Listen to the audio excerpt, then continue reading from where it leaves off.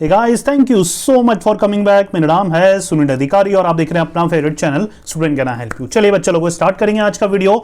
13-14 national income के method of measuring और aggregate वाला दोनों चैप्टर हमारे कंप्लीट हो चुके हैं। इनकेस कोई वीडियो आपसे मिस हो गया है, डिस्क्रिप्शन में आपको प्लेलिस्ट मिल जाएगी, वहां से आप एक एक चैप्टर का एक एक टॉपिक का वीडियो देख सकते हैं, राइट। और हमारा डिस्क्रिप्शन में टेलीग्राम ग्रुप है बच्चे लोगों, वो ज्वाइन करना मत भूलिएगा। जैसे ही मैक्रो इकोनॉमिक्स और माइक्रो इकोनॉमिक्स के नोट्स कंप्लीट होते हैं, मैं आप बच्चों के लिए हमारे टेलीग्राम ग्रुप में नोट्स प्रोवाइड कराऊंगा, आप वहां से डाउनलोड कर पाएंगे, राइट। डिस्क्रिप्शन में टेलीग्राम ग्रुप का लिंक है, प्लीज प्लीज प्लीज ज्वाइन करना मत भूलिएगा, राइट। चलिए स्टार्ट करेंगे। आज 15 चैप्टर है मनी, इसके 2, 3, 4 पार्ट हम नहीं बना रहे, सिंगल वीडियो में आज के ही वीडियो में मनी चैप्टर को हम फिनिश कर देंगे और इसके अलावा कुछ भी पढ़ने की जरूरत नहीं है, सारे इंपॉर्टेंट चीज हम कवर करने वाले हैं, राइट। चलिए, मीनिंग ऑफ बार्टर एक्सचेंज। सबसे पहले मनी में क्या है? बार्टर सिस्टम है। बार्टर सिस्टम कौन सा सिस्टम?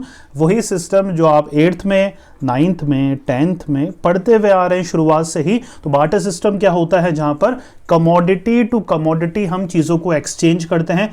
पहले भैया मनी तो होता था नहीं, राइट, तो कोई चारा ही नहीं था। मान के चलिए डबल कोइंसिडेंस ऑफ वॉन्ट्स होना चाहिए था बच्चा वहां पर। मतलब आप जो चीज बेचना चाहते हैं, सामने वाले को उस चीज की जरूरत होनी चाहिए थी, तभी जाकर वो एक्सचेंज हो पाता था, मान के चलिए। और उसकी वजह से ही मतलब एक या दूसरे को कॉम्प्रोमाइज करना पड़ता था। मान के चलिए आपको लग रही है भूख, राइट, आपको लग रही है भूख, तो दूसरे के पास अगर कुछ खाने का है तो आप उससे तो ले लेंगे, लेकिन आप उसको क्या देंगे? अब वो गाड़ी हो सकती है, बंगला हो सकता है, कुछ भी हो सकता है। तो यहाँ पर डिविजिबिलिटी नहीं थी, डबल कोइंसिडेंस नहीं था, तो वही होता है barter system. Direct exchange of a commodity against another commodity without the use of money. Money तो था नहीं, राइट, तो without the use of a money जब हम कमोडिटी टू कमोडिटी एक्सचेंज करते हैं, that is known as barter system, barter exchange, right. पूरा C2C भी बोल सकते हैं इसे, कमोडिटी टू कमोडिटी, राइट। चलिए, डिफिकल्टीज और ड्रॉबैक्स ऑफ बार्टर एक्सचेंज, मतलब क्या क्या दिक्कतें आती थी बार्टर सिस्टम को यूज करने में, इंप्लीमेंट करने में, राइट। चलिए, पहला क्या पॉइंट है बच्चा? Lake of double coincidence of wants. जैसे मैंने आपको बताया, जो चीज आपको जरूरत है, राइट, एक तो मतलब आपको जिस चीज की जरूरत है, दूसरे वालों को भी उस चीज की जरूरत होनी चाहिए थी। मान के चलिए आपको खाना तो चाहिए, लेकिन आप जो चीज उसको प्रोवाइड करा रहे हैं, हो सकता है उसको उस चीज की जरूरत ना हो, तो ये एक्सचेंज नहीं हो पाता था, राइट। तो दोनों को ही उस नीड की या उस चीज की रिक्वायरमेंट होनी चाहिए थी, उस चीज की नीड होनी चाहिए थी। Barter system can only work when both the person are ready to exchange each other goods। दोनों पर्सन एक दूसरे के गुड्स को जब रेडी हो जाए एक्सचेंज करने के लिए, that simply mean barter exchange. तो अगर एग्री नहीं है तो बार्टर सिस्टम हो ही नहीं पाता था। तो ये एक मुसीबत थी, डिफिकल्टी थी बार्टर एक्सचेंज की। सिंपल हो रहा है। चलिए, lack of standard for deferred payment. अब नेक्स्ट पॉइंट क्या है बच्चा लोगों? नेक्स्ट पॉइंट है हमारा lack of standard for deferred payment. That simply means in barter exchange future payment and credit transaction were not possible. Normal सी बात है, बार्टर सिस्टम में क्या होता था? फ्यूचर जो ट्रांजेक्शन है, आज से मतलब 1 महीने बाद, उसमें क्या होता है? आजकल मनी में क्या होता है? किराए पे, उधारी पे, राइट, कि यार आज मेरे पास पैसा नहीं है, मैं 1 महीने बाद दे दूंगा। ये पहले पॉसिबल नहीं था, गुड्स में डेफर्ड सिस्टम पॉसिबल नहीं था। कमोडिटी टू कमोडिटी में बार्टर एक्सचेंज के टाइम में ये सिस्टम पॉसिबल नहीं था, तो ये कमी थी। Lake of common major of value. Money क्या है? कॉमन मेजर ऑफ वैल्यू है, सबके पास होता है, उस मनी से हम कोई भी चीज परचेज कर सकते हैं, लेकिन कमोडिटी में वो कॉमन मेजर वाली वैल्यू नहीं थी। It is difficult to decide in what proportion और ratio to goods are to be exchange. मतलब गुड्स को एक्सचेंज करना है, लेकिन किस रेशो और प्रपोर्शन में करना है ये हमें नहीं पता है, राइट। क्योंकि हो सकता है क्वांटिटी आप जो दे रहे हो वो बहुत ज़्यादा हो, दूसरे से जो मिल रही हो वो बहुत कम हो, या किस गुड्स का मतलब आप जो दे रहे हैं उसके बदले आपको क्या मिलेगा, राइट। खाने के बदले घोड़ा गाड़ी आपको देनी पड़ रही है अपनी। तो यहाँ पर पहले के टाइम में ये होता था, अब तो पॉसिबल नहीं है, क्योंकि अब मनी आ गया है। मनी ने रिप्लेस कर लिया है बच्चा लोगों बार्टर सिस्टम को। Difficulty of storage and transfer of wealth, जी हाँ, आप स्टोर कैसे करेंगे, आप मनी जो होता है अपनी पॉकेट में रखते हैं, बैंक में रखते हैं, इन्वेस्ट करते हैं, ट्रांसफर भी कर सकते हैं, एक पर्सन के दूसरे पर्सन में जाता है, राइट। जो मनी है वो रिवॉल्व होता है। आपके पास अगर 100 रुपए हैं, क्या वो जिंदगी भर तक आपके पास वही 100 रुपए रहते हैं? नहीं रहते ना, वो रिवॉल्व होते रहते हैं। आप कोई चीज एक्सपेंड करते हो, किसी चीज में खर्च करते हो, दुकानदार के पास जाते हैं, दुकानदार उनको कहीं और खर्च करता है, वो पर्सन जिसने दुकानदार से लिया, दुकानदार से लिया है, वो पर्सन किसी और पे कुछ चीज और लेता है, तो मनी सर्कुलेट होता रहता है। सिंपल हो रहा है। चलिए, लेक ऑफ डिविजिबिलिटी, जी हाँ, डिवाइड नहीं कर सकते ना। 100 रुपए हैं, 50 आप रखो, 50 आप रखो, तो इससे क्या हो गया, डिविजिबिलिटी से मनी में हम छोटे छोटे आइटम्स भी ले सकते हैं, बड़े आइटम्स भी हम ले सकते हैं। पैसों को कंबाइन कर दो तो ज्यादा हो जाएंगे, अगर उनको डिवाइड कर सकें तो 10 का नोट भी है, 20 का नोट भी है, 50 का नोट भी है। क्या ये गुड्स में पॉसिबल था, बार्टर सिस्टम के टाइम में पॉसिबल था? बिल्कुल नहीं था। तो lake of divisibility is the one point which causes hindrances while exchanging goods between one person to other। Simple हो रहा है। चलिए बच्चे लोगों आगे बढ़ते हैं। Meaning of money, next topic क्या है हमारा, मीनिंग ऑफ मनी। मनी क्या है, अब मनी से रिलेटेड आ गया है। Money is anything which is generally acceptable as a means of exchange, at the same time act as a measure of value and as a store of value. मतलब क्या है, मनी क्या है, means of exchange है। हम कोई भी चीज, जो भी चीज आप लेने जाते हैं, दुकान में जाते हैं ना, पास की दुकान में जाएंगे वीडियो खत्म होने के बाद, तो आप क्या देंगे, पैसे देंगे और उससे दुकानदार से वो चीजें ले लेंगे। तो ये क्या है, एक्सचेंज के समय में मनी का यूज होता है। मनी एक मेजरमेंट का वैल्यू है। जो आप गुड्स लाए हैं उसकी कोई ना कोई प्राइस होगी, उस प्राइस में आपने वो गुड्स परचेज करा है, that is called major of value. और स्टोर ऑफ वैल्यू, 50 रुपए का गुड्स था, 100 रुपए आपने दिए, 50 रुपए आपको वापस मिले, अब उस 50 रुपए को आप सेव कर सकते हैं।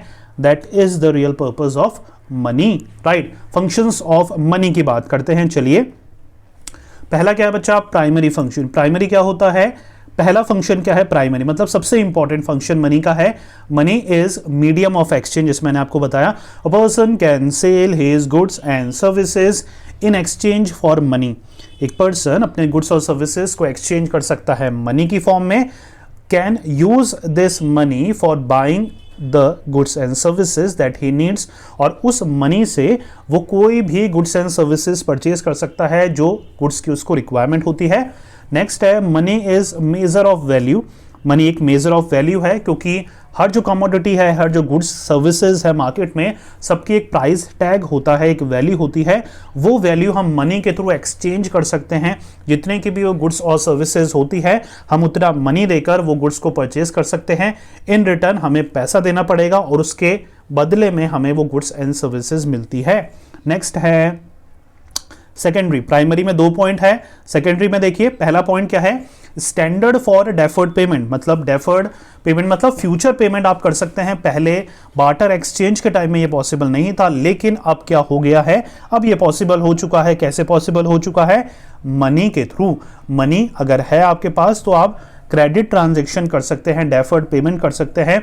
मार्केट डेफर्ड पेमेंट के बेसिस पर ही चल रहा है, राइट।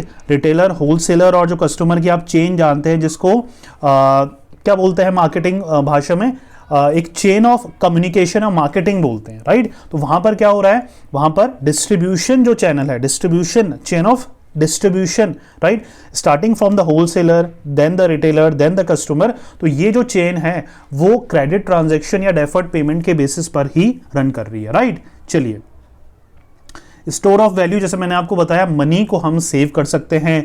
मनी को एक कॉमन डिनोमिनेटर है, राइट। तो ये पेरिशेबल भी नहीं होता, गुड्स टू यार खराब हो जाए, सेव करके रखोगे। आपने एप्पल जो है, आपको एप्पल मिला था एक्सचेंज के तरह, आपने 10 साल तक उस एप्पल को सेव रखा है कि भैया एक एप्पल है तो 20 एप्पल हो जाएंगे। ऐसा होता है क्या? नहीं होता ना। लेकिन मनी के साथ ऐसा है क्या, आप बैंक में रखते हैं तो उसके चांसेस बढ़ जाते हैं इंटरेस्ट रेट के साथ? बिल्कुल पॉसिबल है। ये कब पॉसिबल हो पाया? When barter exchange is been replaced by money. Simple. चलिए, ट्रांसफर ऑफ वैल्यू, बिल्कुल आप मनी को ट्रांसफर कर सकते हैं from one person to other person, from one place to other place. Simple. Other functions की बात करें तो क्रेडिट क्रिएशन, बिल्कुल ठीक है। क्रेडिट क्रिएशन मतलब जो मार्केट में पैसा रिवॉल्व होता है वो मनी की बेसिस पे होता है। नेशनल इनकम का हमारा रेंट, इंटरेस्ट, वेजेस, जो हमारा जो पिछला चैप्टर था उसमें नेशनल इनकम हमने अच्छे से पढ़ा है। तो वहाँ पर जितने भी फैक्टर सर्विसेज थी सब कुछ ही हमारे इनकम के बेसिस पे चलती है। जो हमें फैक्टर इनकम रिसीव होती है, चाहे वो प्रॉफिट हो, राइट, वेजेस बोल सकते हैं, राइट, वो हमें अलग अलग जो रेंटल सर्विसेज प्रोवाइड होती हैं, जो अलग अलग हमें इंसेंटिव रिसीव होते हैं, वो सब लिक्विड फॉर्म में ही होते हैं, राइट। नेक्स्ट है increase in liquidity of capital. Liquidity of capital मतलब हम इन कैश करा सकते हैं। जब भी हमें पैसों की रिक्वायरमेंट होती है, कमोडिटी टू कमोडिटी में इन कैश नहीं हो पाती थी कोई चीज़, लेकिन अगर हमारे पास मनी है तो हम उसको खुला करा सकते हैं, बढ़ा सकते हैं, मतलब उसके बदले में गुड्स और सर्विसेज परचेज कर सकते हैं। Maximum satisfaction of the consumer, यहाँ पर क्या है, कंज्यूमर के पास मैक्सिमम सेटिस्फैक्शन अचीव करने का मौका देता है कंज्यूमर। कंज्यूमर क्या, मनी से हम मैक्सिमम सेटिस्फैक्शन अटेन कर सकते हैं, क्योंकि everything in the world can be buyed with the help of a rupee, money. Maximum profit to the producer, बिल्कुल ठीक है, जो प्रोड्यूसर है उसको भी मैक्सिमम प्रॉफिट होता है, क्योंकि जितने भी ट्रांजैक्शन है मार्केट में मनी के बेसिस पर ही रिवॉल्व हो रहे हैं या रन हो रहे हैं, और मनी जो है ज़्यादातर प्रोड्यूस जो है या गुड्स एंड सर्विसेज प्रोड्यूस है फैक्ट्रीज में होती है। इन रिटर्न फैक्ट्रीज वगैरह प्रोड्यूस जो करती है, प्रोड्यूसर प्रोड्यूस करते हैं जो भी गुड्स, इन रिटर्न में उनको उनका जो इंसेंटिव है वो प्रॉफिट या मनी ही है, राइट। तो ये अदर फंक्शंस में पार्ट है। नेक्स्ट बच्चा हमारा टॉपिक है सप्लाई ऑफ मनी। इसको मनी सप्लाई भी बोलते हैं। Money supply refer to total quantity और stock of money available in the economy at a particular point of time. मतलब आज के दिन अगर मान के चलिए 1 जनवरी 2021 को सेंट्रल बैंक एक इंडिविजुअल के पास या कमर्शियल बैंक के पास कितना पैसा है, that is called money supply.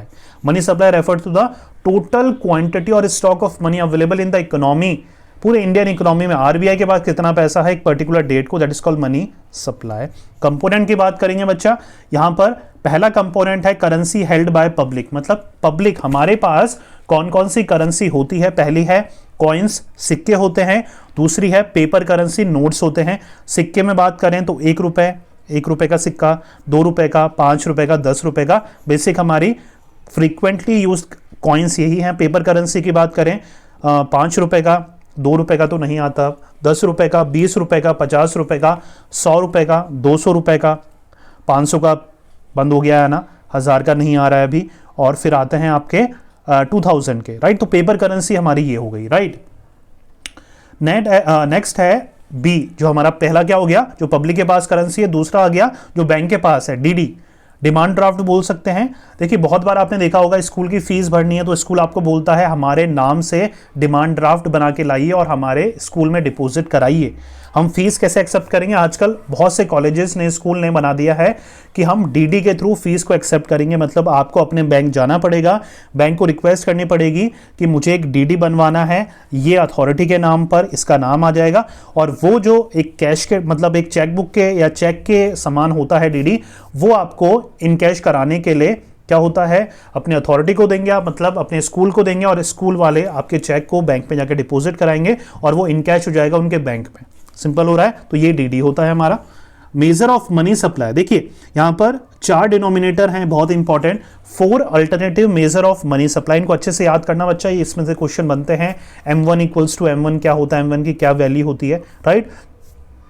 तो आरबीआई बेसिकली बच्चा यहां पर 4 measure of money supply use करता है। पहला है M1, C मतलब हो गया currency held by the general public, DD हो गया डिमांड ड्राफ्ट, OD हो गया other deposit, M2 equals to M1 plus saving deposit with post office saving bank. मतलब आपकी जो सेविंग है पोस्ट ऑफिस के साथ वो ऐड हो जाती है M1 के साथ, मतलब C plus DD plus OD तो ऐड होगा ही होगा। इसमें से न्यूमेरिकल नहीं बनते हैं, ज़्यादातर ये क्वेश्चन ही थ्योरेटिकल वे में पूछा जाता है, तो आपको ये फॉर्मूला अच्छे से याद करना है। M3 इक्वल्स टू M1 आता है, मतलब C plus DD plus OD आता है, और net time deposit with banks. मतलब आप नेट टाइम डिपॉजिट मतलब आप बोल सकते हैं FD वगैरह बोल सकते हैं, जो आप डिपॉजिट कराते हैं फिक्स्ड ड्यूरेशन के लिए। M4 equals to M3 plus total deposit with post office saving organization. मतलब टोटल डिपॉजिट कितना है आपका पोस्ट ऑफिस सेविंग में, M3 ऐड होगा। M3 में आप जानते हैं M1 पहले से ही ऐड हो रहा है, तो आपको ये फॉर्मूला अच्छे से लर्न करना है, राइट। तो यही लास्ट टॉपिक है हमारे मनी चैप्टर का। इसके अलावा और कुछ ज़्यादा करने की ज़रूरत नहीं है, इनको ही आप अच्छे से रिवाइज कर लेंगे तो ये आपका चैप्टर अच्छे से कवर हो जाएगा, राइट बच्चा। नेक्स्ट जो हमारा चैप्टर होने वाला है बैंकिंग होने वाला है, वो भी ज़्यादा बड़ा नहीं है, कोशिश करूंगा एक ही वीडियो में पूरा बैंकिंग चैप्टर भी आज की तरह हम कंप्लीट कर ले। वापस से मैं आपको याद दे रहा हूं, डिस्क्रिप्शन में टेलीग्राम का लिंक है, हमारे टेलीग्राम का लिंक जो हमारा ग्रुप है, प्लीज़ ज्वाइन करिए। वहाँ पर मैं एग्जामिनेशन अपडेट्स वगैरह तो देता ही रहता हूँ, प्लस नोट्स वगैरह भी मैं वहीं पर आप बच्चों के लिए अपलोड करने वाला हूँ, तो वहीं से आप नोट्स को डाउनलोड कर सकते हैं। बहुत ही जल्दी माइक्रो मैक्रो के कोशिश कर रहा हूँ बहुत जल्द आपके लिए नोट्स अवेलेबल कराऊँ। बिजनेस स्टडीज़ के सीबीएसई बोर्ड हो या फिर आरबीएसई बोर्ड हो, नोट्स प्रिपेयर हो चुके हैं, मैंने हर वीडियो के डिस्क्रिप्शन में आपको दे रखे हैं। इन केस अभी तक आपको पता नहीं था तो मैं वहाँ टेलीग्राम ग्रुप में वो नोट्स को भी पोस्ट कर दूंगा। क्लास 11th सीबीएसई अगर कोई है आपकी जानकारी तो उनके भी नोट्स 2-3 दिन में वहाँ पर अपलोड होने वाले हैं। तो हमारे माइक्रो और मैक्रो के अपलोड होंगे notes, business studies class 12th के अपलोड होंगे, आरबीएसई सीबीएसई दोनों, और 11th सीबीएसई के अभी के लिए नोट्स अपलोड होने वाले हैं, राइट। तो प्लीज़ डिस्क्रिप्शन में एक तो प्लेलिस्ट है माइक्रो मैक्रो की, बिजनेस स्टडीज़ की, देखिए, वॉच करिए, हर चैप्टर के एक एक टॉपिक के वीडियो आपको मिल जाएंगे। प्लस बहुत जल्दी मैं बोर्ड स्टूडेंट के लिए रिवीजन सीरीज भी स्टार्ट करूंगा जहां पर हम जल्दी जल्दी इंपॉर्टेंट चैप्टर्स देखने वाले हैं, राइट। और टेलीग्राम ग्रुप हमारा ज्वाइन करना मत भूलिएगा, राइट। चलिए मिलेंगे नेक्स्ट वीडियो में किसी और इंटरेस्टिंग टॉपिक के साथ। जो तो पढ़ते रहिए, मेहनत करते रहिए, क्योंकि आपका भी देना आएगा। Thank you so much.